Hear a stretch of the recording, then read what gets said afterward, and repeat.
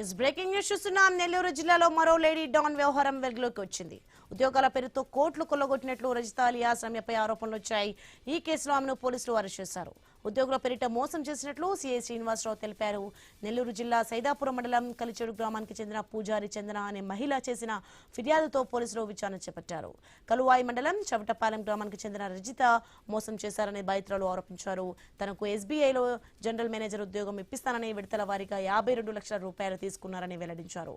SBI నకిలీ appointment letter, ID card, నకిలీ ధృవపత్రాలు ఇచ్చి మోసం చేశారన్నారు. ఇక డబ్బులు అడిగితే రజిత బెదిరించారని బాధితురాలు ఆరోపించారు. ఈ లేడీ డాన్ బాధితులు తెలుగు రాష్ట్రాల్లో ఉన్నట్లు తెలుస్తోంది. రజితకు ఆమె ప్రియుడు చందుతో పాటు తండ్రి వెంకటేశ్వర్లు సహకరిస్తున్నాడని పోలీసులు గుర్తించారు.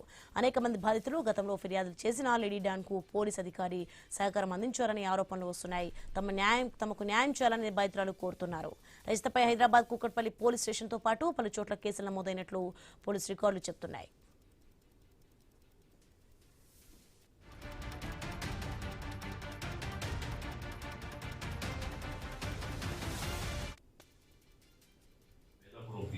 పూజారి చందన అనే ఒక అమ్మాయి తన దగ్గర 55 లక్షల రూపాయలు ఎస్బీఐ బ్యాంకులో జాబ్ ఇప్పిస్తానని చెప్పి బాతులు రమ్య ఎలియాస్ రజిత రమ్య సోదరి ఈ అమ్మాయి కలికోయమంలో ఈ అమ్మాయి మోసం చేసి తన దగ్గర విడతల వారీగా 55 లక్షల రూపాయలు ఆన్లైన్ పేమెంట్స్ ఇక్కడ బ్యాంక్ స్టేట్మెంట్స్ అయితే ఇవన్నీ సమర్పించడం దాని మీద విచారణ కొనసాగుతూ ఉంది. ఇందులో ఒక 5-6 మెంబర్స్ ముద్దాయిలు నిర్ధారించారు.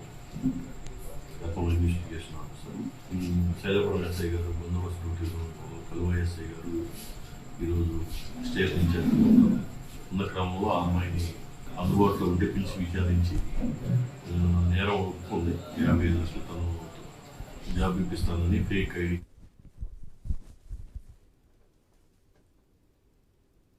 ఇస్ బ్రేకింగ్ చూస్తున్నా మనం. నెల్లూరు జిల్లాలో మరో లేడీ డాన్ వ్యవహారం అయితే వెలుగులోకి వచ్చింది. ఇక ఉద్యోగాల పేరుతో కోట్లు కొలగొట్టినట్లు రజిత అలియాస్ రమ్యపై అయితే ఆరోపణలు వచ్చాయి.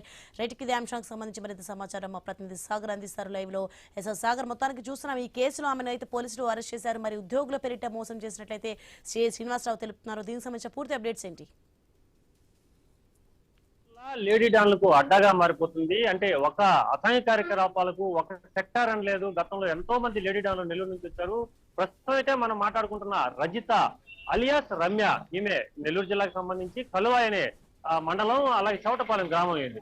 ఈమె గత 4-5 సంవత్సరాలు అంటే 2021 నుంచి ఆమె నేర చరిత్రను మనం లోతుగా కూడా పరిశీలన చేయడం జరిగింది. దీంట్లో విస్తుపోయే నిజాలు వెలుగులోకి వస్తున్నాయి. దీంట్లో ప్రధానం కూడా ప్రస్తుతం సైదాపురం మండలం పోలీస్ స్టేషన్ లో నమోదైన ఓ ఫిర్యాదు మేరకంటే ఎవరైతే పూజారి చందన అని ఆమె తనను 52 లక్షలకు పైగా డబ్బులు తీసుకుని ఎస్బీఐ బ్యాంక్ లో ఉద్యోగం ఇప్పిస్తా అని చెప్పి మోసం చేసిందని చెప్పి ఫిర్యాదు చేసిన కేసులో ఆమె నిన్న అరెస్ట్ చేసి రిమాండ్ కి పంపించడం జరిగింది. దీంట్లో లోతుగా కూడా వివరాలు చూసుకుంటే ఈ రజిత మహిళ నెల్లూరు జిల్లాలో నెల్లూరు నగరంలో ఉంటూ తన క్లాస్మేట్ అంటే ఈ పూజారి చందన అనే ఆవిడ ఎలా పరిచయం అంటే కూడా ఆమె క్లాస్మేట్, వీళ్ళు డిగ్రీ చదివే సమయంలో కొంత పరిచయం ఉండేది. ఈ పరిచయం మూలంగా ఆమెను తరచూ మాట్లాడుతూ ఉద్యోగం ఇప్పిస్తా అని చెప్పి నమ్మబలుకుతూ విడతల వారిగా 2020 నుంచి 2024 వరకు పలు దఫాలుగా 52 లక్షల రూపాయలు అంటే దగ్గర 53 లక్షల రూపాయలుగా తీసుకుంది. అనంతరం 2024లో తాను మోసపోయానని చెప్పి తెలుసుకున్నాక ఈ చందన నేరుగా కూడా ఆమెను డబ్బులు అడగడంతో ఆమె మాఫియా బయటపడింది. అంటే అనేక మంది తన ప్రియుడు చందు అంటే భర్తగా చెప్పుకుంటుంది, కేవలం ప్రియుడు మాత్రం, అలాగే తండ్రి వెంకటేశ్వరరావు, అలాగే చెల్లెలు, వీరంతా పాత్ర కూడా ఉన్నట్టు తెలిసింది. మొత్తం ప్రధానంగా మోసపోయిన బాధితులు మనం సపరేట్ గా కొంత దీనికి సంబంధించి షార్ట్ అవుట్ చేసాం. ప్రధానంగా ఇప్పటికి కొన్ని కోట్ల రూపాయలు వెలుగు చూసాయి. వాటిలో ప్రధానంగా లిఖిత్ కుమార్ అనే అతను నెల్లూరు జిల్లాకు సంబంధించిన అతనే, అలాగే మస్తాను 14 లక్షలు, లిఖిత్ కుమార్ అయితే 1,40 లక్షలు, అలాగే శ్రీదేవి అనే ఒక ఆవిడ 9,60,000, అలాగే ఈ మీద కూకట్పల్లి జూబ్లీహిల్స్ లో అంటే తెలంగాణకు సంబంధించిన ఇతర రాష్ట్రాలు కూడా కేసులు నమోదయ్యాయి. అలాగే ఈ రజిత బాధితులు ఇప్పటికే ఇటు బెంగళూరు, చెన్నై, హైదరాబాద్ ఇలా చాలా చోట్ల ఉన్నట్టు తెలుస్తుంది.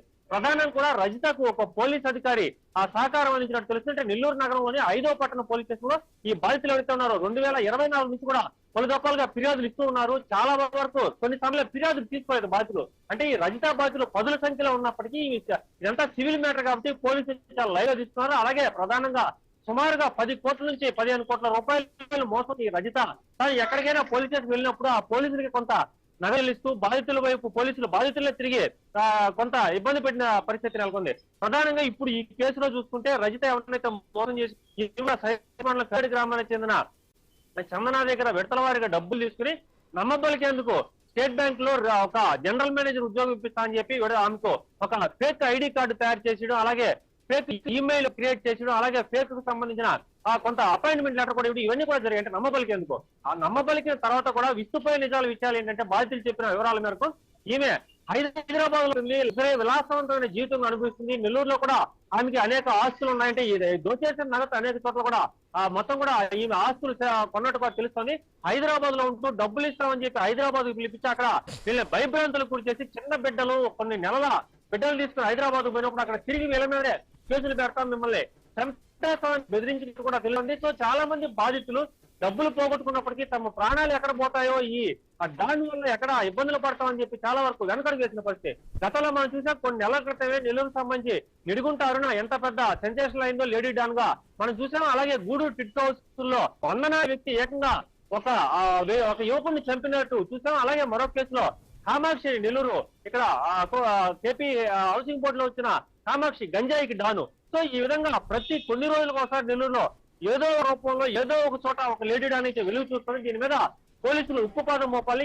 ప్రధానంగా ఈ మ్యాటర్ లో పోలీసులు కేవలం అరెస్ట్ చేసి ఆమెను రిమాండ్ కి పంపించినంత మాత్రం బాధితులకు న్యాయం జరగదు. ఎందుకంటే ఆమె కొన్ని కోట్ల రూపాయలు తీసేసుకోవడం, ఆ డబ్బులన్నీ కూడా ఆమె ఎక్కడి నుంచి ఏ అకౌంట్ లో ట్రాన్స్ఫర్ అయింది. దీంట్లో ప్రధానంగా ఆమె తండ్రి వెంకటేశ్వర చందు అలాగే చెల్లెలు బెంగళూరులో ఉద్యోగం చేస్తున్నట్టు తెలిసింది. వీళ్ళన్ని ఖాతాలకి మళ్ళాయా, ఇవన్నీ కూడా ఇన్వెస్టిగేషన్ చేయాల్సి ఉంటుంది. ప్రధానంగా ఇన్వెస్టిగేషన్ చేసిన తర్వాత వీళ్ళు రెవెన్యూ రికవరీ యాక్ట్ పేరుతో కానీ లేదంటే ఆమె బ్యాంక్ అకౌంట్ లో డబ్బులను రీచ్ బాధితులకు అందంటే ఇది ఒక పెద్ద ప్రాసనంగా చెప్పొచ్చు. ఈ బాధితుల్లో చాలా మంది తమ ఇళ్లు పొలాలు అనేక ఆస్తులు అమ్ముకుని కూడా తనకు ఉద్యోగం వస్తుందని చెప్పి ఒక ఆశతో నిరుద్యోగులు కాబట్టి అవతల ఏ చెప్పి తినే పరిస్థితి కాబట్టి వీళ్ళంతా కూడా ఆమెకి నగదు చెల్లించినట్టు తెలుస్తుంది. విడతలుగా అన్ని కూడా ఫోన్ పే ట్రాన్సాక్షన్స్ ఉన్నాయి, అకౌంట్స్ లో పంపించిన డబ్బులు ఉన్నాయి కాబట్టి ఇవన్నీ ఉన్నాయి కాబట్టి పోలీసులు ఇప్పుడు రజితను అరెస్ట్ చేయడం కాకుండా లోతైన దర్యాప్తు చేసి ఆ దర్యాప్తు చేసిన తర్వాత ఈ డబ్బులంతా రికవర్ చేసి బాధితులకు న్యాయం చేస్తారని చూడాలి. ప్రధానంగా మరో అంశం కూడా ఇందులో మాట్లాడుకుంటుంటే గత 2 సంవత్సరాలుగా వీళ్ళు అనేక చోట్ల జిల్లాలో ఎస్పీ కార్యాలయం చుట్టూ తెలుస్తుంది. ప్రస్తుతం నెల్లూరు జిల్లా కలెక్టర్ హిమాంశు శుక్లా ఈ కేసులో చొరవ తీసుకుని బాధితుల్ని వాళ్ళు పిటిషన్ ఇచ్చిన తర్వాత పోలీస్ స్టేషన్కి కంప్లైంట్ చేయాలని చెప్పి జిల్లా కలెక్టర్ చొరవతో ఇప్పుడు కూడా ఈ మీద మొదటి తెలిసింది. సో బాధితులందరూ ముందుకు రావాలి. ఇప్పుడే శ్రీరామ పోలీసులు మరో కేసు కూడా కాసేపటి క్రితం నమోదవుతున్నట్టు తెలిస్తే మొత్తం మీద రజిత ఈ లేడీ డాన్ నుంచి అనేక మంది బాధితులు అడగట్టు వాళ్ళకి న్యాయం చేయాలని చెప్పి అందరూ కూడా కోరుతున్న పరిస్థితి ఉంది. Right, thanks for information Sagar.